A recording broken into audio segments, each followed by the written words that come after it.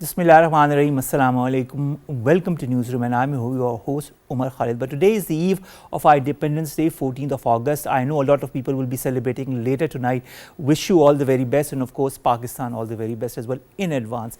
But we have lots to discuss apart from Pakistan's Independence Day as well. So without further ado, let's go to our segments. We'll begin with Pakistan's foreign policy vis-a-vis the United Nations, whether it be Palestine, whether it be Indian illegally occupied Jammu and Kashmir, whether it be Afghanistan, and the elements that are creating havoc in Pakistan through the Afghan soil. This and more through a UN perspective will be discussed in our first segment. Our second story, ladies and gentlemen, concerns the United States elections that are nearing with every passing day, and so are the different points of views, whether it be Donald Trump's detailed interview with Elon Musk on X recently, whether it be Kamalaharris as well, who is gaining from strength to strength as far as polls are concerned, whether it be the reactions that Donald Trump continues to give vis-a-vis Kamala Harris as well, and more. What are the voters looking for in a candidate, and what is going to happen in November? This and more will be discussed in our second segment. Our third story, ladies and gentlemen,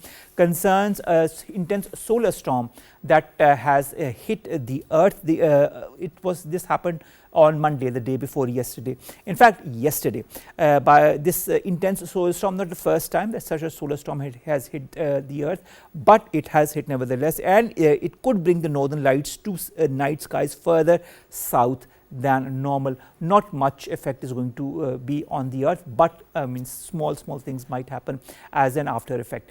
Finally, we are going to talk about an icon, one of the first female superstars as far as pop music is concerned, Naziahassan. One of the duo of Nazia and Zohaib. She catapulted to stardom in the 1980s, whether it be Pakistan or India or the United Kingdom and other parts of the world.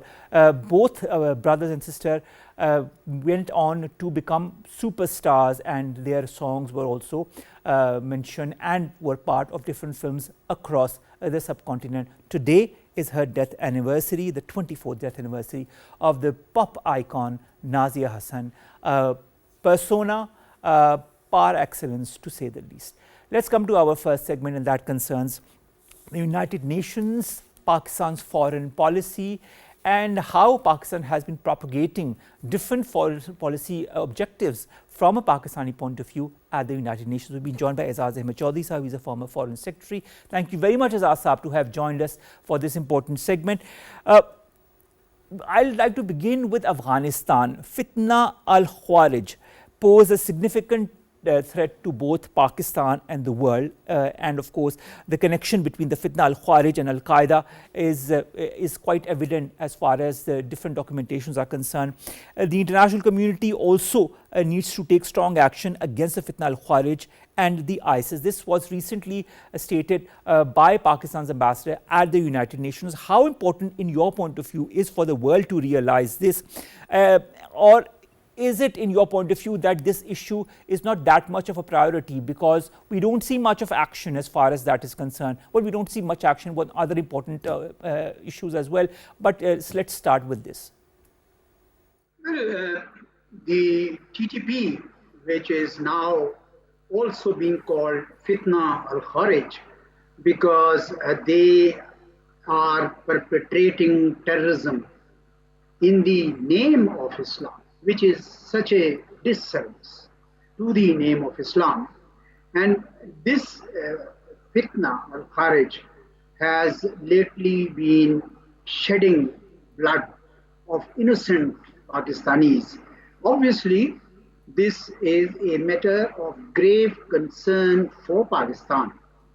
But I would say that it should not be only the concern of Pakistan, but the entire region, and dare I say the whole world, mainly because Afghanistan under the Taliban regime regretfully has become once again a bastion of international terrorism. All these terrorist entities, including the TTP, are a threat today to Pakistan, but tomorrow they could be a threat for the whole region, for its neighbors, or for the neighbors of Afghanistan, and for the whole world. And therefore, I think the world should take it very seriously that it is not Pakistan specific terrorism that TTP or the Fitna al Kharij is perpetrating. They are spreading an ideology which is flawed, which is false, contrary to the principles of Islam, contrary to the principles of peace. And therefore, the entire world should join Pakistan in raising voice to stop this fitna from spreading. All right. Also, Aizaz, August 15th makes 3 years that the Afghan Taliban are now in power in our neighborly country. The Afghan government, do you feel it has understood that peace cannot be establishing without controlling terrorism? Because despite Pakistan's repeated endeavors in that regard, whether it be through delegations or through bilateral talks, it seems as if Afghanistan relents and then forgets.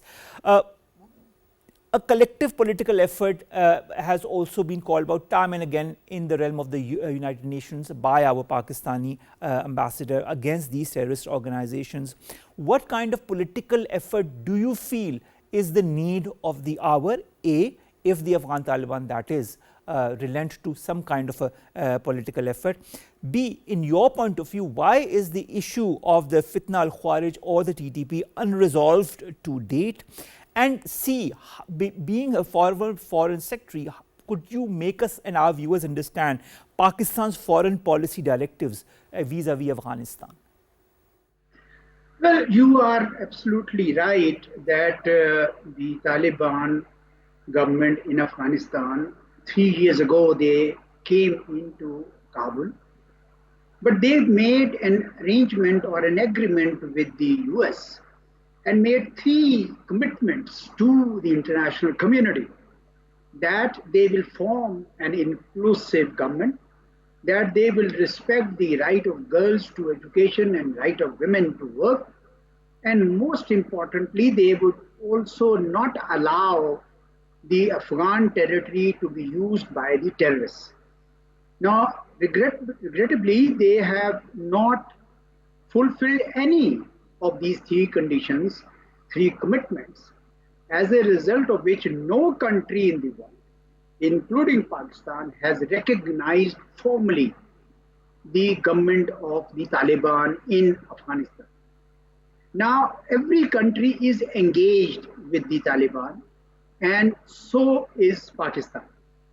Pakistan had been kind to them, had been understanding the perspectives that they had. Pakistan had provided space for the Afghan refugees for decades at length.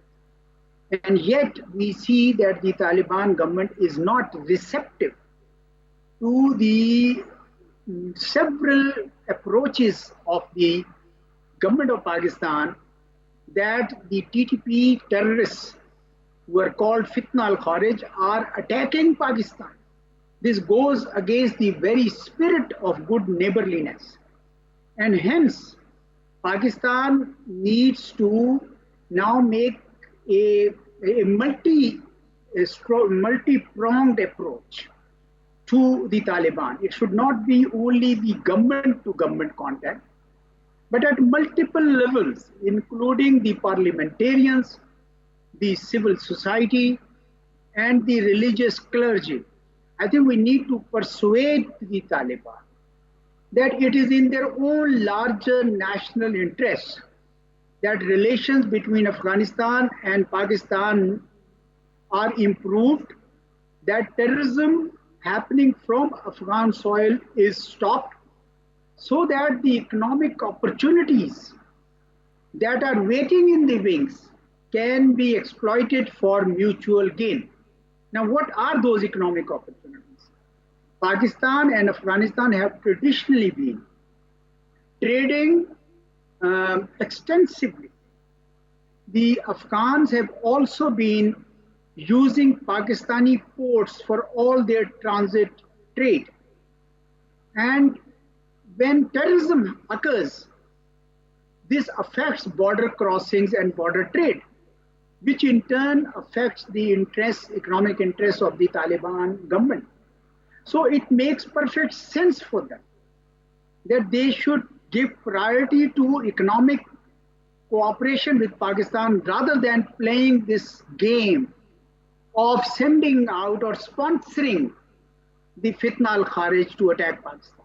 Secondly, the entire region is keen that Afghanistan should become a hub of regional trade and investments. The Central Asian republics are very, very keen to restart some of the projects which had been stalled. Projects like TAPI and CASA 1000, which would have been beneficial for the energy-rich Central Asia and energy-starved South Asia, and Afghanistan would have benefited enormously. All these economic opportunities for the benefit of the country have been left on the side because of the wrong attitude that Afghan government has adopted. Now, it's a challenge for the people, for the diplomats, for the politicians of Pakistan to persuade the Taliban government that they must come around to working for the welfare of their people, that they cannot spread their ideology through terrorism towards Pakistan. Now, that is a huge challenge, and I think the entire region has a responsibility. The entire world has a responsibility. And in particular, the United Nations has a responsibility, which has adopted resolutions under Security Council 1267, 1373, and 1540. Sorry. All these resolutions have been calling upon the states that non-state actors should not be allowed to indulge in terrorism, that the Al-Qaeda and affiliates of Al-Qaeda and Taliban should not be allowed to commit terrorism. Now they have to recognize that the Taliban are not yet off the 1267 regime. That 1267 sanctions regime still is applicable to the Taliban, and they should cooperate with all the countries of the region as well as the world to get out of those sanctions regime, because if they don't, then they will be doing a great disservice to their own Afghan people who have been suffering for more than 4 decades because of the foreign occupation. So I think it would be in the interest of the Afghan Taliban to receive this message with openness, that they are not yet out of the woods. They need to cooperate with the rest of the world, particularly its neighbors, so that Afghanistan begins to live as a normal country like the rest of the world. All right.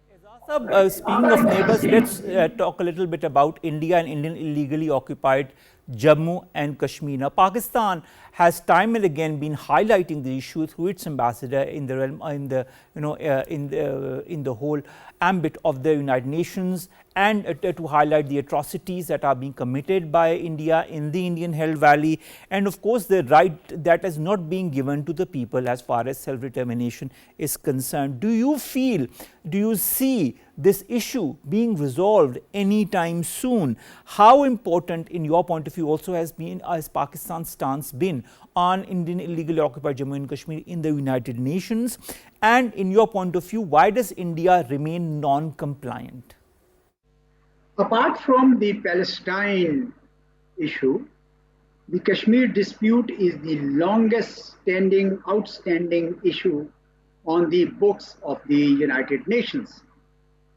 A series of resolutions have been adopted from 1948 onwards to call for giving the people of the occupied Jammu and Kashmir to ascertain their wishes through a plebiscite, whether they want to join India or Pakistan.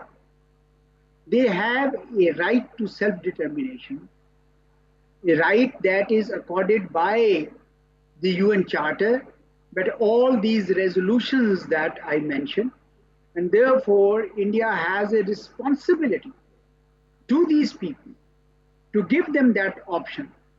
Regrettably, India has deliberately and consciously flouted these resolutions it has argued that because a so-called state assembly in the Indian occupied territories has worked, and therefore the people of Kashmir have spoken. That is not true, because if the people of Kashmir have spoken, why is there such a strong resistance to India's occupation for the past 70 years plus? So the resistance of the people of Kashmir to Indian occupation is a proof enough, is a voice that India must hear. How long must the Kashmiris continue to agitate that India begins to hear their voice? How long more? I think they need to understand that the Kashmiris want their right to self-determination accepted, a right given to them by the UN Security Council resolutions, and that India is unfortunately not ready to listen. Now, lately, 5 years ago, they have even abolished the statehood and made Jammu and Kashmir a union territory. Now, that in itself is an assault on the very identity of the Kashmiris. The Prime Minister of India, Mr. Vajpayee, used to say that we will resolve the Kashmir dispute on the basis of Insaniyat, Jamhuriyat, and Kashmiriyat, humanity, democracy, and Kashmiri identity. Unfortunately, the government of the Prime Minister Narendra Modi is flouting all the three guiding principles that his own party's stalwart leader, Mr. Vajpayee, had outlined. I agree. So I think it is a great. I'd like to understand one point. We are a bit short of time, but I want to exact as many information as possible from you on different aspects. So I'd like to come to Palestine now. Pakistan has also been highlighting the Palestine issue time and again. In fact, Pakistan is one of the very few countries that has openly called Netanyahu as a terrorist and has been fighting for Palestinian statehood, whether it be in the form of a two-state solution, whether it be the acceptance of Palestine as a full member of the United Nations, or whether it be backing all the other members when it comes to the just rights for the people of Palestine. I'd like to understand, a United Nations Security Council resolution has been passed to stop the barbarities or go for a ceasefire.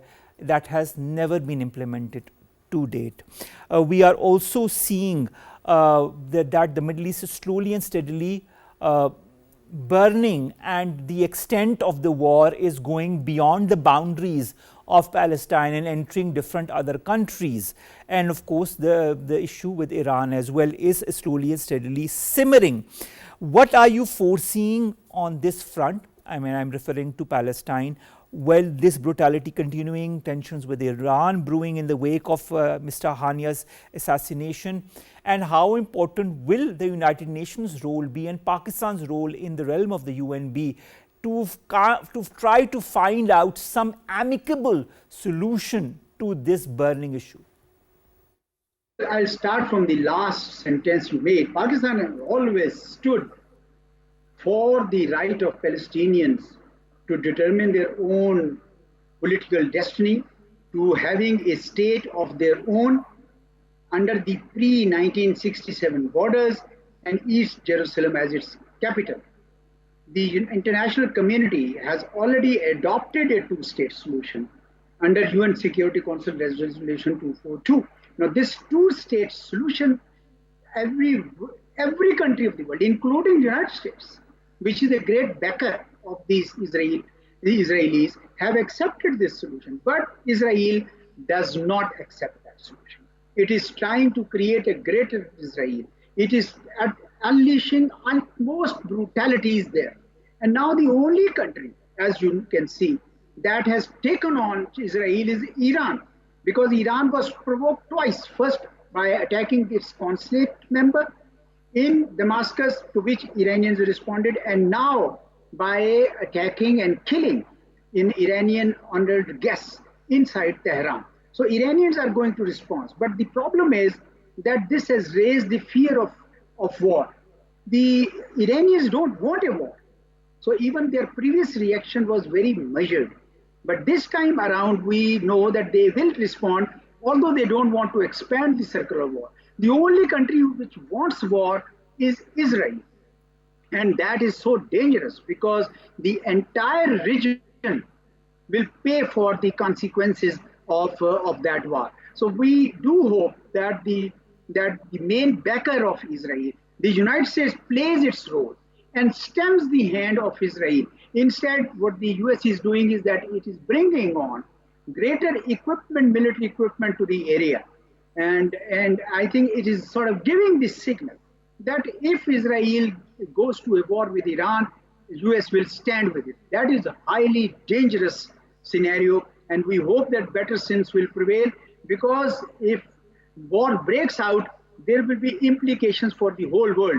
And I think Pakistan has been pointing out that this war is not in the interest of the whole world. So it is for Israel to hold its horses and not drag the entire region to the flames of war.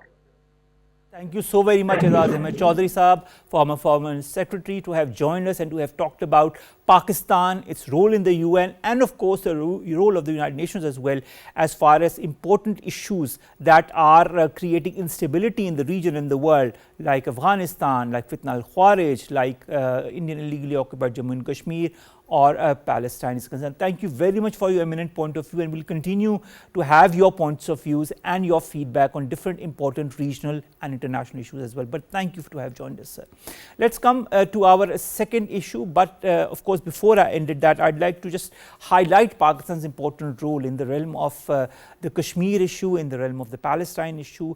Pakistan has always supported Palestine when it comes to the Palestinian issue. Pakistan has always said that it stands by the two-state solution, it stands for the right of the Palestinians, and it stands for some kind of a solution that would benefit the Palestinians under the current situation. But when we see what is happening and continues to happen in Palestine, it is indeed a very sad situation, despite the fact that the International Court of Justice or the International Criminal Court have all highlighted the importance and the brutalities that are being committed or have been committed by Palestine.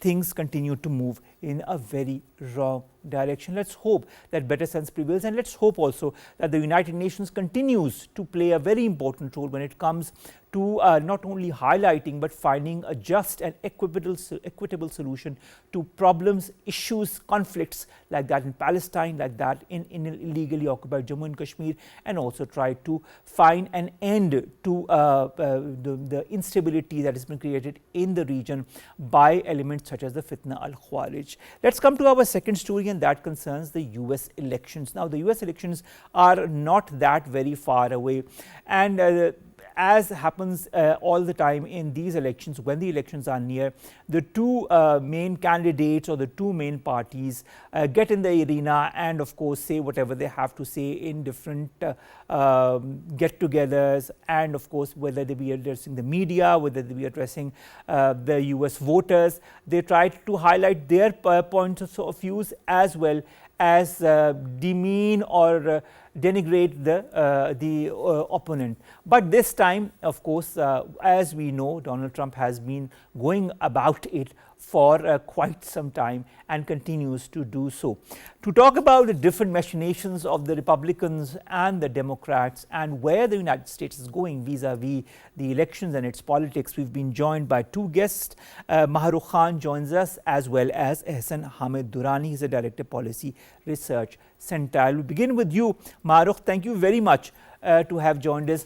What really interested me, Mahrukh, was this whole discussion on X, formerly known as Twitter, that happened between its head, Elon Musk, who proclaimed himself to be a huge Donald Trump supporter, and Donald Trump himself. The whole interview began with a bit of a delay, and of course Donald Trump was quick to point out that there were certain elements behind it. But anyways, this whole interview began. They both sat on Spaces on X and talked about Trump's Democratic rival Kamalaharris, the European Union, China, climate change, censorship and migration. And he talked about his pet topics and repeat claims that he's a victim of political vendetta. And he talked about a zombie apocalypse of immigration, repeatedly blasted President Joe Biden as stupid, and mused on developing a new missile defense system based on the one that defends Israel. He also dismissed climate change. He said sea level rises would simply create more real estate opportunities. In your point of view, what impact did this discussion on X have on US voters? Hi, Assalamu alaikum. Thank you for having me. I also have some sort of voice distortion, so I hope I've got your question right. So, like, the first thing that Musk did after, taking rights over Twitter was reinstating. One of the first things that he did was reinstating Trump's account. So, by that, it just shows that the kind of support Trump has from Musk. And also, I would like to say that the conversation that they had, and which was widely viewed, so to say, just validates that Trump has a support by Musk, which also, in other words, validates the kind of commitment that Musk can do to Trump's, let's say, rallies and all those things. Also, it, on the other hand, also gives critics a point of reinforcing their concerns about Trump's rhetoric and positions on multiple issues that are very close to the whole campaign and the elections that's happening in the US. Also, the discussion, like you said, covered a wide range of contentious issues, potentially that may energize both Trump's base and his opponents in return. All right. Stay online with us. We've also been joined by Ahsan Hamid Durrani. He's the Director of Policy Research Center. Ahsan, thank you very much to have joined us. Ahsan, we were discussing the discussion on X, on spaces between Elon Musk and Donald Trump. Now, Donald Trump claims Harris was a radical left lunatic, worse than Bernie Sanders. And, with 1.2 million people who were listening in, Trump also says that Harris is gaining support in a bid for the White House. And if she wins in November, she'll be the first minority woman to hold the top job in the United States. These are also a lot of speculations that the public or the US voters or the analysts are having in the US, despite the fact that Donald Trump has left no stone unturned to criticize Kamalaharris, and of course talking also of her ethnicity, of her background, and passing very racist comments on that. Do you feel that race and gender continue to play a role in US politics? Secondly, vis-a-vis Kamalaharris, do you feel she has any chance against Donald Trump? Thank you, Omar. I think these are some very important questions. And coming to your point of the recent space session, which was held on X hosted by the billionaire Elon Musk, I think we have seen the far right in the US, or you may say the right wing, mostly leaning towards Trump. They are pouring in money. We've recently seen that Trump campaign has announced that almost $300 million have been raised as election funds for the 2024 elections. It is a fact that Biden was a weak president. Biden had a lot of weaknesses in foreign policy. The economy during Biden's tenure was a mess. U.S. currently is at the doors of a new recession.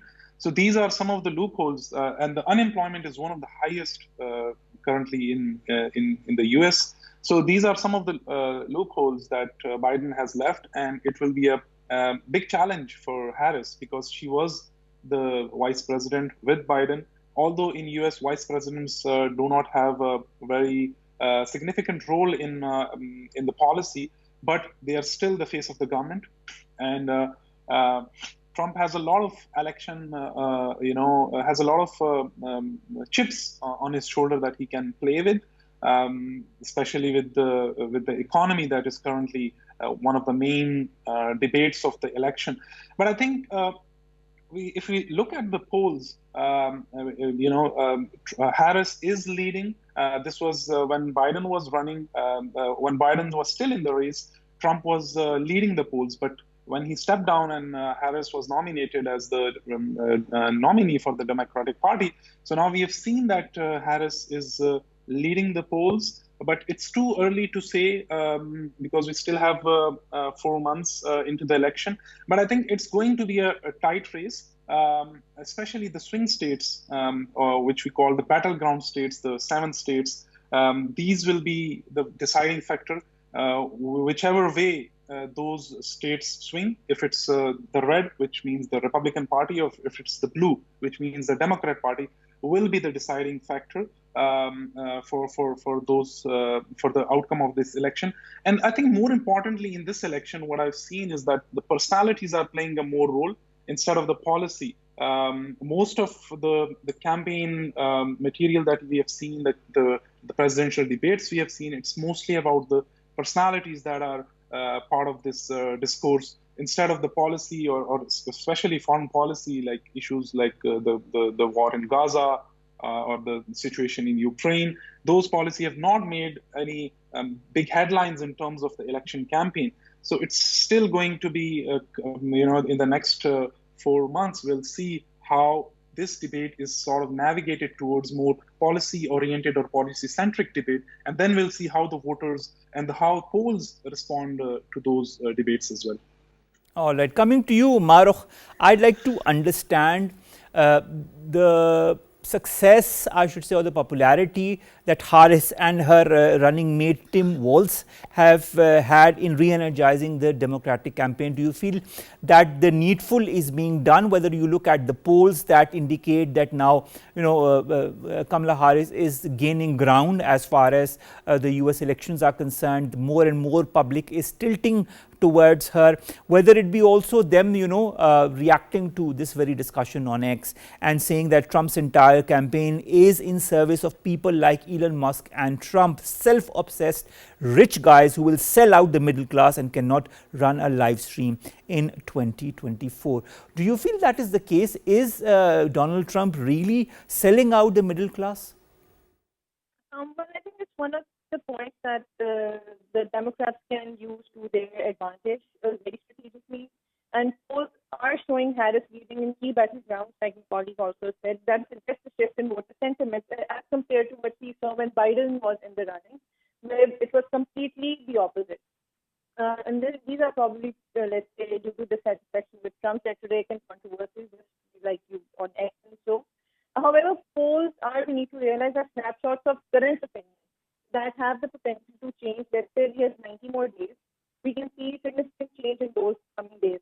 Also, they're indicative, but not definitive. That's another thing that we need to realize also as voter. And the most important thing in elections, in any election for that matter, is the voter turnout and the campaign development as the time comes near to the election.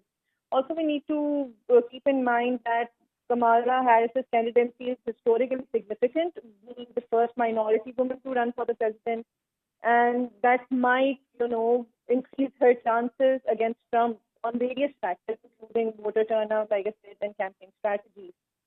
He can use identity as a black and South Asian woman to gain minority votes, which I think Trump might, not get as compared to her. So there are multiple things that the Democrats can use. All right. Thank you so very much, Mahrukh Khan, Research Fellow with the ISSI, to have joined us, to have talked to us about the latest updates as far as the US elections are concerned. Coming to you, Ahsan, the Republican nominee, that is Trump, on the 31st of July in a conference for the National Association of Black Journalists stirs controversy by questioning Harris's identity as a black and South Asian woman. He also attacked the interviewer who was, of course, conducting or answering the first question. And his comments were quite racist in their tonality. Do you feel that the Republicans have been creating or causing unnecessary damage to Harris's repute? Has this damage been effective as far as the Democrats is concerned, or do you feel the effect is more on the Republicans, or or is the US voter cognizant of the fact that this is how Trump maneuvers and they have more or less accepted his methodology? Yeah, I think U.S. politics is in that way a very complicated, political system when it comes to especially the election year. Trump's voter base is mostly conservative, white American, who are disgruntled with the pro-immigration policies of the Democrats. Previously, it was Obama's policy, then Biden's recent policies, which were comparatively pro-immigration.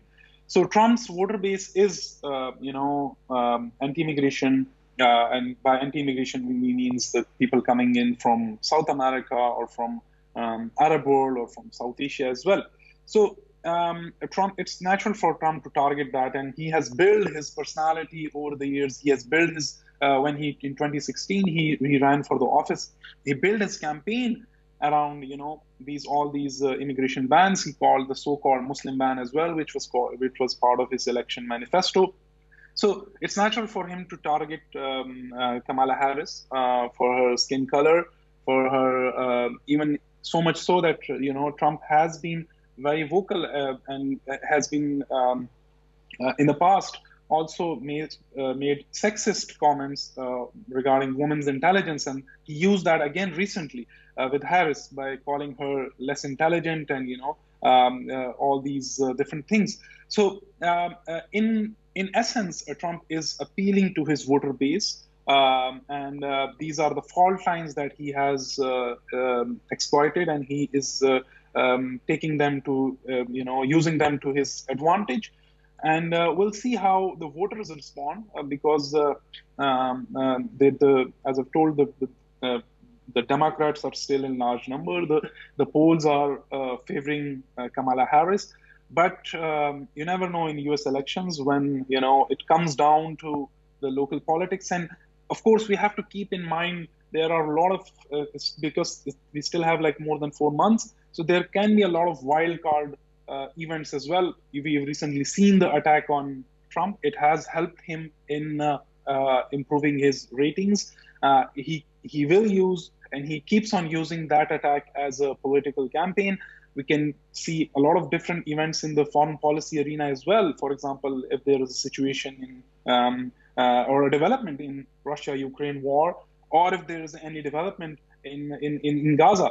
Keep in mind that Kamala Harris is still the vice president, and she's still part of the Biden administration. And whatever happens in this administration will be going to in her favor, or if it's against her favor, that will be used by Donald Trump. So a lot of different factors are still in play, and we need to see how these two candidates navigate those circumstances.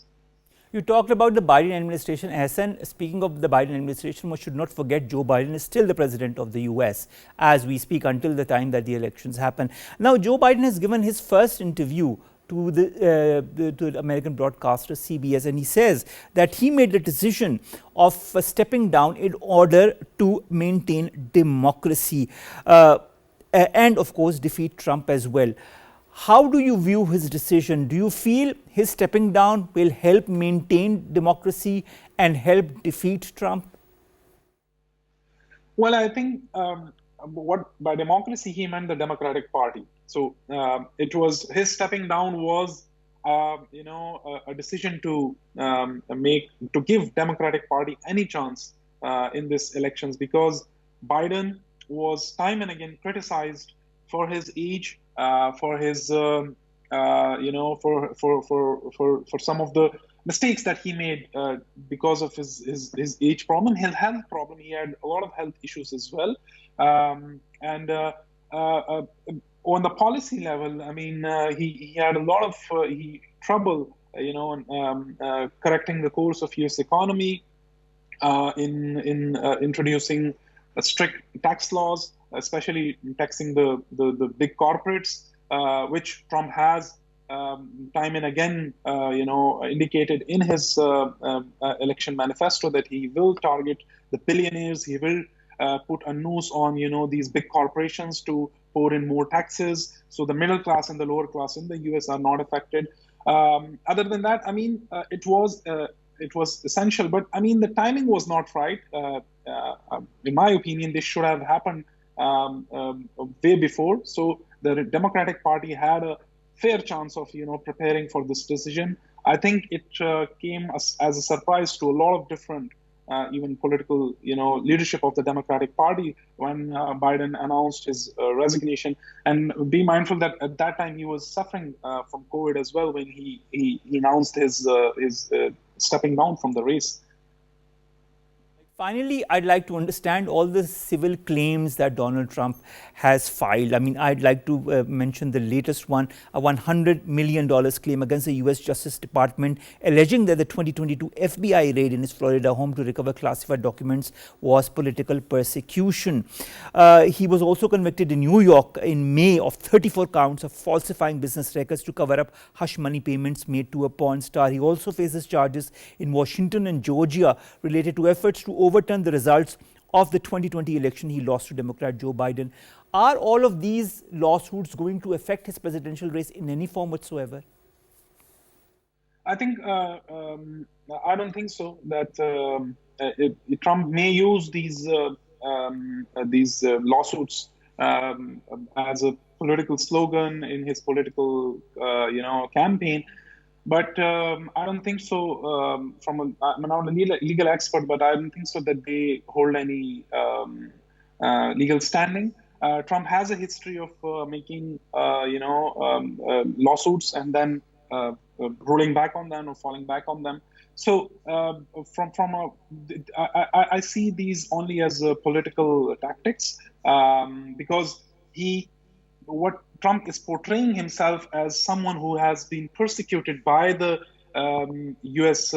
State, U.S. Political system. He's saying this to his voter base that he's at a disadvantage because the institutions are against him and that he is being persecuted by the institutions. So I think these lawsuits are a way for him to blow off that steam on the institutions and use them to his, these lawsuits to his political advantage. Thank you so very much, Ahsan Hamid Durrani, Director Policy Research Center, to have joined us to discuss the latest on US elections. We hope to see you in the studios, inshallah, very, very soon to discuss more important regional and geopolitical issues. Thank you very much to have joined us, Ahsan.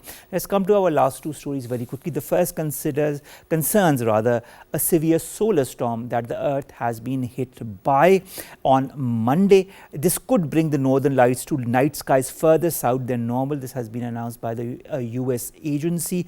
The conditions of a level 4 geomagnetic storm on a scale of 5 were observed at around 1500 Greenwich Mean Time on Monday, according to a specialized center at the US National Oceanic and Atmospheric Administration. These conditions may persist for several hours but were not expected to increase further as far as their intensity is concerned. Solar or geomagnetic storms can also trigger undesirable effects. For example, they can degrade high frequency communication, disrupt satellites and cause overloads on the electricity grid. In May this year as well, the planet went through one of the most powerful geomagnetic storms that was recorded in 20 years, which caused a lot of lights to light up in the night sky in the US, Europe, Australia and much lower latitudes than normal. So nothing to worry about, but of course this is a geomagnetic phenomenon that occurs from time to time. Finally, let's come to one of the major stars, whether she be from the music front, whether she be as a person herself. She was a pop star, a superstar from so many different domains. She was part of a duo with her brother Zohaib, Nazia and Zohaib, who catapulted to stardom not only in Pakistan but also in India and also in other many countries in the subcontinent and in Europe and the US. Different albums taken out, so many films in Pakistan and in India that took her songs and were, they became part of their different blockbuster films. She was not only a wonderful musician, she was a wonderful human being as well, and that I'm telling from a very personal perspective. The 24th death anniversary of legendary pop star Naziahassan is being observed today.